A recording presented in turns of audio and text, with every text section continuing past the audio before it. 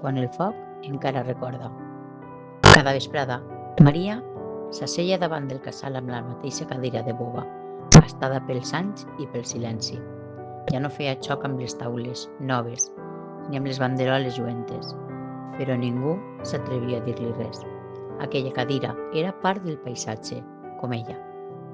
Mirava sempre el mateix punt del carrer, no el monument encara per muntar, no la gent que passava. Mirava un lloc invisible per a la resta, però ple de vida per a ella. Era allí quan el seu pare li havia agafat la mà per primera vegada davant d'una falla. No tingues por, li va dir aleshores. El foc no ve a fer mal, el foc ve a transformar. Ell ho deia amb aquella veu tranquil·la, segura, com si el món no poguera caure mai. Però el món va caure. Primer se'n va anar ell, després la mare, cansada de viure sense ell, i el germà menut, massa prompte, massa injust.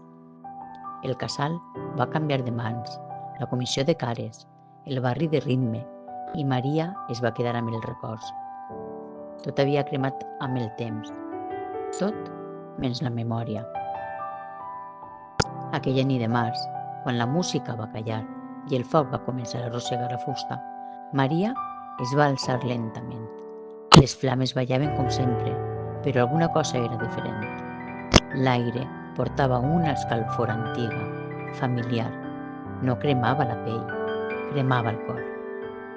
Entre les espurnes va veure el pare, amb la faixa torta i les mans negres de sutge.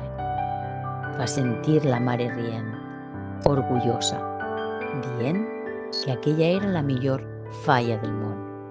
Va sentir el germà cridant, corrent, demanant que el pujaren a muscles. I va plorar. No eren llàgrimes de pena, eren llàgrimes d'agraïment, perquè el foc li estava tornant allò que la vida li havia pres, perquè entenia, per fi, que estimar també és saber deixar anar, però recordar és resistir.